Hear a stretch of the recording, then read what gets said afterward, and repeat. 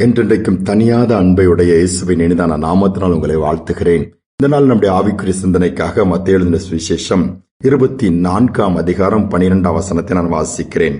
அக்கிரமம் மிகுதியாவதினால் அநேகருடைய அன்பு தணிந்து போகும். இயேசு கடைசி நாட்கள் என்னெல்லாம் சம்பவிக்கும் என்று சொல்லி இனி சம்பவிக்க போகவில்லை என்று ஒரு பெரிய லிஸ்ட் கொடுத்திருக்கிறார். அவைகள் என்று அப்படியே நடப்பதை நாம் பார்க்க முடிகிறது. எப்படி யுத்தங்களை குறித்து கேள்விப்படுகிறோம். பூமி அதிர்ச்சிகள், கொள்ளை நோய்கள், என்னுமாய் பஞ்சங்கள் எல்லாம் நடந்து கொண்டிருக்கிறது. அதில் ஒன்று அக்கிரமம் பெருகி போகும், பாவம் பெருகி போகும். இதனால் மனிதனுடைய அன்பு தணிந்து போகும். இன்னைக்கு அதைத்தானே பார்க்க முடிகிறது. எவ்வளவு அநாதை இல்லங்கள், எவ்வளவு முதியோர் இல்லங்கள் நாளுக்கு நாள் பெருகி கொண்டுதானே போகிறது. பெத்து வளர்த்து ஆளாக்கி உயர்ந்த இடத்திலே பெற்றோர்கள் உட்கார வைக்கிறார்கள். அந்த பிள்ளைகளோ அந்த பெற்றோர்களை அநாதை இல்லத்தில் கொண்டு போய் முதியோர் இல்லத்திலே சேர்த்து விடுகிறார்கள். இன்னைக்கு அன்பற்ற ஒரு தன்மை, குடும்பங்கள் எல்லாம் உடைந்து சிதறுகிற ஒரு நாட்கள் நாம் வாழ்ந்து கொண்டிருக்கிறோம். ஆனால் ஆண்டவருடைய அன்பை பாருங்கள், அது மாறவே மாறாது.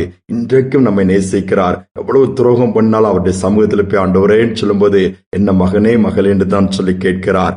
மறுதலித்த பேதுருவை கூட இயேசுவே தேடி போகிறார். தேடி போய் என்ன கேட்டார்? நீ என்னை மறுதலித்து விட்டாய் என்று சொல்லி குற்றம் சாட்டவில்லை, மாறாக என்னை நேசிக்கிறாயா, என் மேல் அன்பா இருக்கிறாய் என்று தான் சொல்லுகிறார். இயேசுவின் அன்பு அப்படிப்பட்ட பெரிதான அன்பு. காட்டி கொடுத்த யூதாசை கூட துரோகி என்று சொல்லவில்லை, சிநேகிதனே என்று தான் சொல்லுகிறார். ஆனால் நாம் எப்படி கொஞ்சம் நமக்கு பிடிக்கவில்லை என்று சொன்னாலே, நமக்கு ஒருவரை அவர்கள் நன்றி உள்ளவர்களா இல்லை என்று சொன்னாலே எவ்வளவு பேசுகிறோம், எவ்வளவு காரியங்களிலே அப்படியே கசப்பை கக்குகிறோம், சொல்லிக்கொண்டே போகலாம். இன்றைக்கு மனிதனுடைய சுபாவங்கள் எல்லாம் மாறிவிட்ட அந்த காலத்திலே தெய்வீக அன்பு நம்மை நிரப்ப வேண்டும், தெய்வீக அன்பினால் நிரம்பி இருக்க வேண்டும் என்று ஆண்டவர் சொல்லுகிறார். அன்பு இல்லாவிட்டால் ஒன்றுமே இல்லை. அதுதான் சகலத்தை தாங்கும், நம்பும், சகிக்கும், விசுவாசிக்கும் என்று வேதம் சொல்லுகிறது. ஜெர்மனி தேசத்திலே 2 வாலிப சகோதரர்களை குறித்த ஒரு சம்பவத்தை நான் படித்தேன். ஒன்று டியூரர், இன்னொன்று இங்ஸ்டீன் சொல்லி 2 பேரும் ஓவியம் வரைவதிலே கை தேர்ந்தவர்கள். ஆனாலும் அதற்கான பட்ட படிப்பை முறையாக படித்து சாதிக்க வேண்டும் என்கிற ஒரு தாகம் அவர்களுக்குள் இருந்தது. பண வசதி இல்லை, என்ன செய்வது என்று யோசித்தார்கள். 2 பேரும் உட்கார்ந்து யோசிக்கும் பொழுது, நாம் என்ன பண்ணுவோம், முதலில் ஒருவர் யாராவது போய் அந்த பட்ட படிப்பிலே சேரலாம், ஒருவர் வேலைக்கு போகலாம், அதில் கிடைக்கிற பணத்தை ஃபீஸ் கட்டலாம் என்று சொல்லலாம். அதே மாதிரி படித்து முடித்த பிறகு அந்த ஓவியங்கள் வரைய கற்றுக்கொண்டவன் அவன் வரைந்த ஓவியங்களை விற்று அதன் பணத்திலே இன்னொருவனை படிக்க வைக்க வேண்டும். இதுதான் அவங்களுடைய 2 பேர் எடுத்துக்கொண்ட தீர்மானம். சரி, என்ன செய்யலாம்? சீட்டு போடுகிறார்கள். அதிலே டியூரர் பேர்ல சீட்டு விழுகிறது.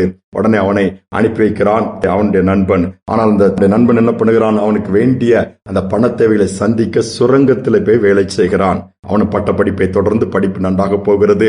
நன்றாக ஓவியத்திலே தேறி விடுகிறான். வருடங்கள் கழிந்த உடனே அதை முடித்து விட்டு வருகிறான். முடித்துவிட்டு வந்து அழகாக ஓவியங்களை வரைய ஆரம்பித்து விட்டான். பேரும் புகழும் வருகிறது.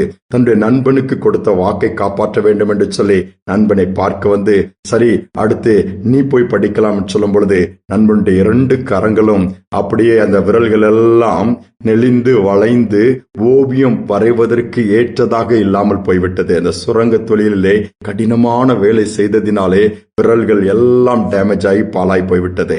டியூரருக்கு ரொம்ப கஷ்டமாயிடுச்சு. நண்பன் எவ்வளவு கஷ்டப்பட்டு, எவ்வளவு தியாகம் பண்ணி, எவ்வளவு விலைக்கரையும் பண்ணி என் மேல வச்ச அன்பினால் என்னை சிறந்த ஓவியனா மாற்றிட்டான். ஆனா அவனால இன்னைக்கு போக முடியலன்னு சொல்லி வருத்தம். ஆனாலும் அவன் நண்பன் இங்ஸ்டீனும் அதை பற்றி கவலைப்படல. என் கை இப்படி ஆயிட்டுப்பா, ஆனாலும் பிரச்சனை இல்லை, ஆனா நீ சிறந்த ஓவியனா மாறினது எனக்கு ரொம்ப சந்தோஷம் சொல்லிட்டு அவனை பாராட்டினானா. நாட்கள் போனது. ஒரு நாள் 2 பேரும் இருக்கும் பொழுது ஜெபிக்கிற பழக்கம் இங்ஸ்டீனுக்கு உண்டு. அவன் ஜெபித்துக் கொண்டிருக்கிறான், முழங்கால் படிட்டு கரங்களை கூப்பி. அப்போ அவனை பார்க்கிறான், அந்த கரங்களை பார்க்கிறான். உடனே டியூரர் அந்த கரத்தை அப்படியே வரைகிறான். வரைந்து அவன் ஏராளமான ஓவியங்களை, உலக புகழ்பெற்ற ஓவியங்களை வைக்கிறது இந்த கரங்களை வைத்திருந்தானாம். இந்த கரத்திற்கு பின்பாக பெரிய வரலாறே உண்டல்லவா. வைத்திருக்கும் பொழுது இந்த செபிக்கிற கரமாய் அதை அப்படியே வைத்ததும் அந்த பிரிண்ட் பல விதத்துல உலகம் எங்கும் டிஸ்ட்ரிபியூட் ஆகி நல்லது வந்ததாம். பாருங்கள், இன்னைக்கு ஜெபிக்கும் கரங்கள் அதை சொல்லுவாங்க. அது வேற யாருடைய கரம் அல்ல, தனக்காக தன்னுடைய விலைக்கரையத்தை, தியாகத்தை கொடுத்து என்னை ஓவியனாய் மாற்றின என் நண்பனுடைய கரம் என்று சொல்லி அவன் அதை மேன்மையாக பேசினானாம். இதுதான் அன்பு. பாருங்கள் எவ்வளவு பெரிய அன்பு. நம்ம ஏதோ 2 கரங்கள் ஜெபிக்கிற கரங்கள் என்ற படத்துல பாக்குறோம். அதற்கு பின்பாக அவ்வளவு பெரிய தியாகம் இருக்கிறது. தன் நண்பனுக்காக அந்த கரங்கள் நெளிந்து வளைந்து ஓவியத்தை வரைவதற்கு முடியாமல் போய் அந்த தியாகங்கள் இருக்கிறது.